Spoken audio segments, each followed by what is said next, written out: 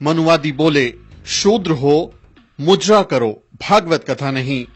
जाति सूचक बातें कही और अपमान भरे शब्द भी और कहे उन्होंने।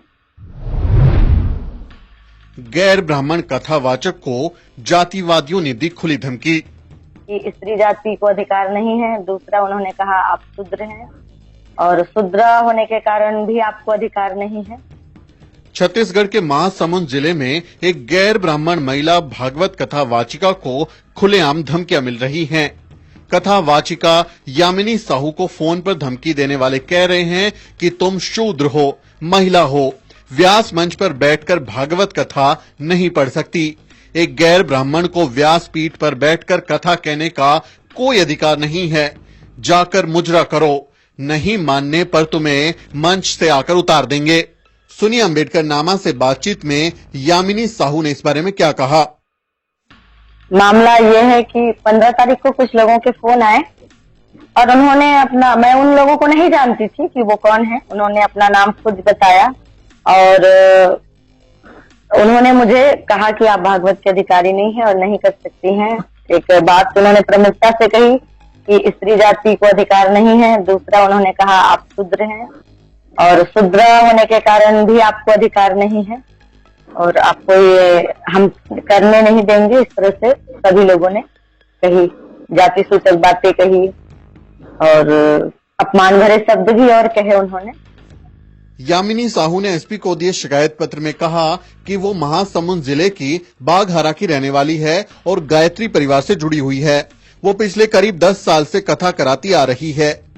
चूंकि हम गायत्री परिवार से जुड़े रहे और आपको भी ये जानकारी है कि गायत्री परिवार के द्वारा जो है सभी को गायत्री दीक्षा के रूप में दी जाती है और सभी वर्ग के लोग जो है पूजन, हवन और हर प्रकार के कर्मकांड और संस्कार को जो संपन्न कराते हैं और जनेऊ धारण भी करते हैं, तो हम उससे जुड़े रहे।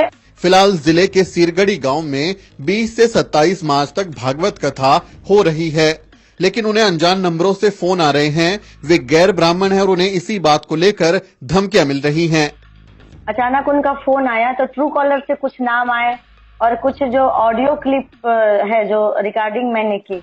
मैंने पहले बताया कि अचानक फोन आए, मैं तैयार नहीं थी, समझ में नहीं आया। तो उसके बाद 4-5 फोन आए तो कुछ लोगों से चर्चा की इस तरह के फोन आ रहे हैं, तो उन्होंने कहा कि रिकॉर्डिंग कर लो। तो मैंने कुछ रिकॉर्डिंग की हुई है, तो उसमें उन्होंने अपने नाम बताए हैं, है ना। उन्होंने अपना नाम स्वयं कहा है। एक ने कहा है कि मैं देवेंद्र उपाध्याय हूँ, एक ने कहा कि मैं शुक्ला बोल रहा हूँ, रुपेश दुबे बोल रहा हूँ कि, और कुछ का नाम ट्रू कॉलर में दिखाया मुझे। वो ट्रू कॉलर में कभी कभी सही गलत वो जांच में पता चल जाएगा, तो उसकी सत्यता के बारे में नहीं कहती ट्रू कॉलर का मैं, पर कुछ नाम आए कि शारदा जी लिखा हुआ था, पंडित जी लिखा हुआ था, ऐसे कुछ लिखा हुआ था। तो उस आधार पर जो है वो फोन कॉल आए हैं और फोन कॉल के मैं खुद नाम बताए हैं और बाकी मैं किसी से परिचित नहीं हूँ, ना मैंने कभी उनका नाम सुना था, ना मैं उनसे कभी मिली हूँ, ना मैं उनको जानती हूँ। जिनके फोन कॉल आए मेरा उससे कभी कोई नाता नहीं रहा। अपनी शिकायत में यामिनी साहू ने बताया कि फोन पर धमकी देने वाले कह रहे हैं कि वो एक गैर ब्राह्मण है और उसे व्यास पीठ पर बैठकर कथा कहने का कोई अधिकार नहीं है। उनका तर्क था कि उन्होंने कुछ श्लोक बताए शतपथ ब्राह्मण का। उन्होंने जो है यजुर्वेद के शतपथ ब्राह्मण में जो श्लोक है, उस श्लोक के आधार पर उन्होंने कहा कि स्त्री मुखात धर्म मीमांसा यह शृणोति दुरात्मना किम तेन कृतम वही पापम ब्रह्मा गुरु तल्पगः।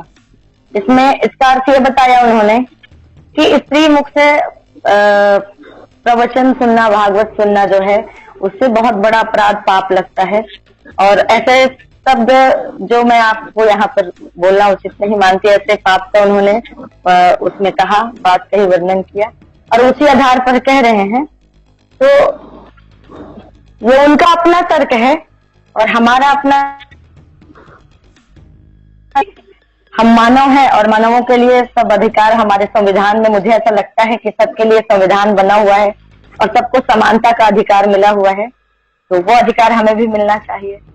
जो दलित पिछड़े आदिवासी खुद को हिंदू कहते हुए नहीं थकते, उनके लोग जब कथा बांचने लगते हैं तो उनके साथ कैसा सलूक किया जाता है, इसका अंदाजा यामिनी साहू के मामले से लगाया जा सकता है। और कभी भी हमें ऐसा नहीं लगा कि हम पिछड़ी जाति के हैं। पहली बार एहसास हुआ जब हमें अब शूद्र कहा जा रहा है। इससे पहले कभी एहसास नहीं हुआ कि हम पिछड़ी जाति के हैं।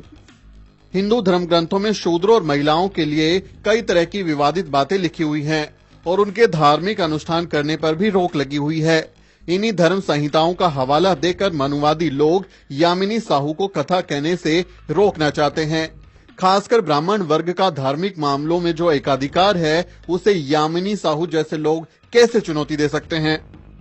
FIR दर्ज मैंने अपने जिस गांव में कथा हो रही है उसके अंतर्गत में जो थाना है खल्लारी, वहां पर मैंने शिकायत दर्ज कराई और सुरक्षा की मांग की मैंने, क्योंकि मैं डर गई थी थोड़ा सा। और उसके बाद जो है फिर ऐसा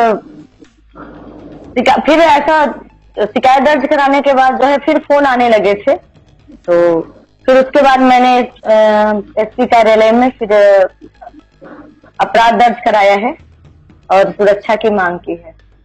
फिलहाल पुलिस ने यामिनी साहू को सुरक्षा मुहैया कराई है, लेकिन इस घटना ने समाज में पसरे जातिवाद को एक बार फिर से सामने लाकर रख दिया है। भारत में रहने वाले सभी लोगों को हिंदू कहने वालों की सोच दलित पिछड़ों के प्रति कितनी घटिया है, उसकी पोल इस घटना से खुल गई। आपका इस बारे में क्या कहना है, कमेंट में लिखें और हमारे चैनल को भी जरूर सब्सक्राइब करें। Bureau report, the News beat.